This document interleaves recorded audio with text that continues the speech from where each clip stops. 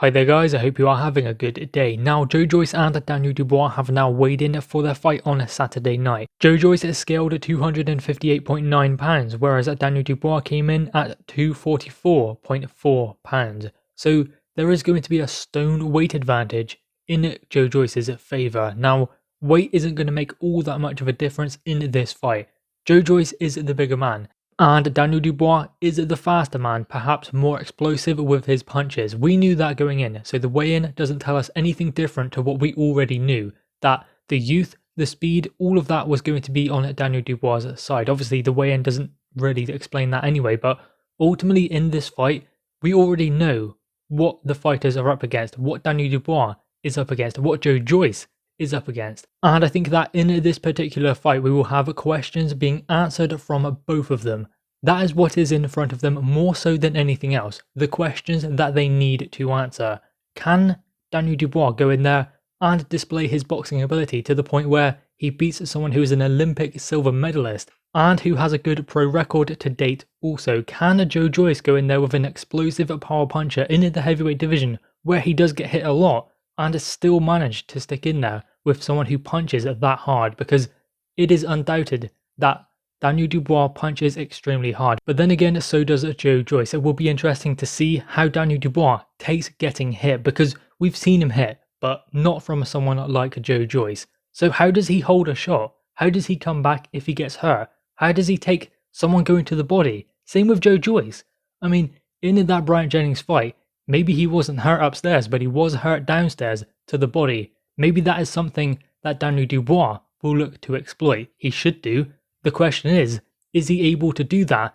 He can do it against a certain level of opponent, but Joyce is a different entity. So seeing that dynamic play out will be very interesting, seeing the questions being answered right there in the ring. It's a bigger step up in my opinion for Daniel Dubois than it is for Joyce, particularly because of the fact that Joyce has been in there with tougher level oppositions than Daniel Dubois. There is no disputing that. Look at their resumes, you can see it, but that does not mean that Daniel Dubois cannot raise the bar. That is another thing about this fight. Where is the ceiling for Dubois and Joyce?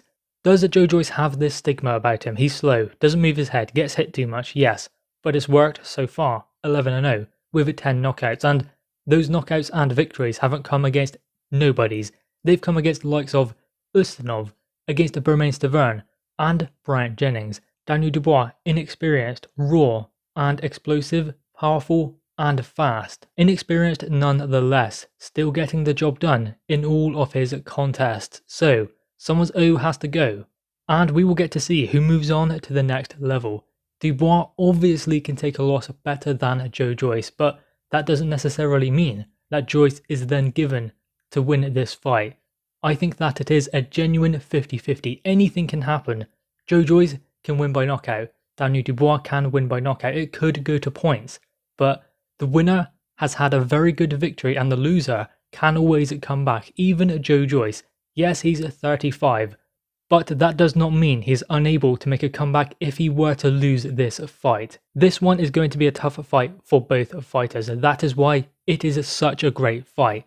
Not long now guys, and we get to see them in the ring to see who walks out as the victor and in what fashion they are able to get that victory.